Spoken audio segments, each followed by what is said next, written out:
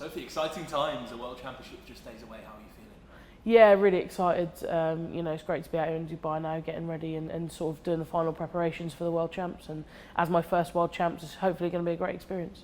Yeah, as a thrower, what do you do in a week like this? So I've got basically the same sessions I would have at home, just to keep it the same routine: lifting, throwing, a few sprints thrown in here and there. So it's going to be pretty standard.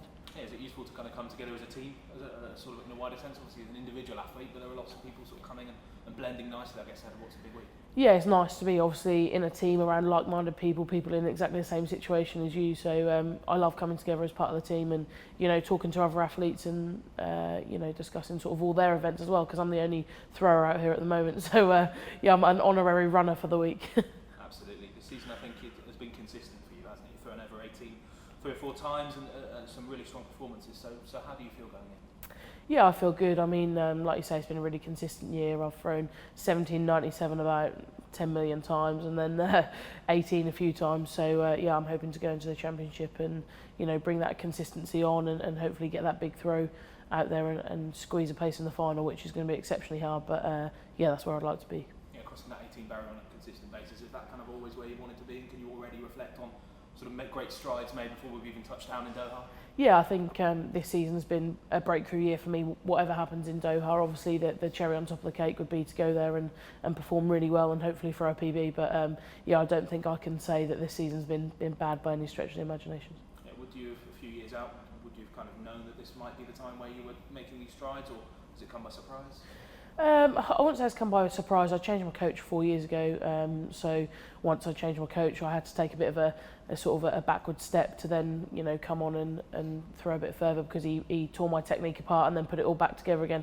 So it took a little while to get that consistency, but I always hoped I'd be able to contend in world class athletics, and here we are now going into the World Championships. Yeah, that kind of remodelling process happening a few years out from the Worlds and the Olympics, if that comes just at the right time, so you're not sort of changing anything drastic this year or particularly next year? Yeah, I think when you change coaches, you have to learn about the language they use as well, and it's actually learning about how you communicate together. Obviously I knew how to train at that point. I'd already been an international athlete, but it was just learning about each other and using Mike's knowledge to then go on and throw a little bit further and push for these qualification standards. Yeah, in terms of trials, then you're obviously delighted to get your first British title, but you did mention ironing a few things out. So there was that satisfaction, but still you're pushing yourself and trying to get more out of yourself. You mentioned ironing a few things out. What are they, and is that something you've worked on? Yeah, definitely. We came away from the trials and we had a few technical things that sort of came up, that show up during competition, because obviously when you're thrown under pressure, those things will show up more than in training. So we went back and changed. I had a bit of a pause in the middle of the throw and we worked on that to make it more fluent, and my left leg done something a bit funny in the middle of the circle as well. So I've worked on getting that a bit straighter across the circle, and it seems to be really working. And the first couple of weeks I thought, oh, this is bad. We don't want to change things now. I can't, what's happened? I can't throw anymore. But now that feeling's come back in my throw, and my training distances have surpassed everything I've done this year. So hopefully that's a really good sign. Yeah, you mentioned encouragement in training, but also to get that first outdoor title. It was a long time coming, wasn't it? I think 2 silvers and 3 bronzes over the years. So was that sort of a nice boost heading into this competition? Yeah, definitely. I think to be British champion, that's always a massive honour. You have to be the best in the country before you can sort of come and contend at a global championships. I think overall with indoor and outdoor, I think it took me something like 13 attempts. So it's been a long time coming, and I was so happy to have won it with such a good distance as well. In terms of the event as a whole, there were a few front runners, but outside of that, it's a little bit open, isn't it? So you think, get that place in the final, anything's possible? Yeah, I think in a championship, once you get in a final, you're always going to have people who up their performance, always a few people that the nerves get to and drop their performance. It's going to be really, really difficult to get in the final, and I appreciate how hard that's going to be, but hopefully I'm carrying some good form and I've thrown consistently all year, so if I can go into the competition and do that, I think there's a good enough chance. I'm there, so you've got to be in it to win it.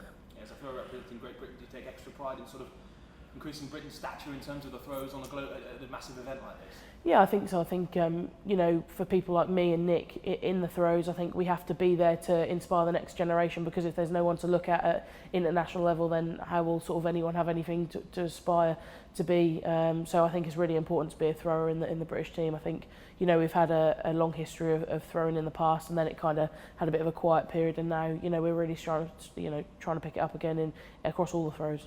How was that for yourself, like coming through? Were there people that you looked at? I guess you mentioned it went quiet a bit, but how was that for you coming through?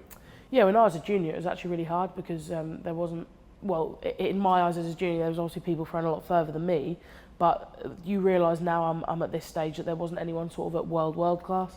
So yeah, obviously you always aspired to be those throwers that were the top in the UK, but you realise now it's been several years sort of since the Judy Oakes era that anyone has been sort of world class. So yeah, I think it's important I hopefully continue that level and hopefully make it to the Olympics next year for all those young throwers out there. Yeah, perfectly, just fine. To represent Great Britain on the world stage, inspiring that next generation of throwers, what does that mean to you?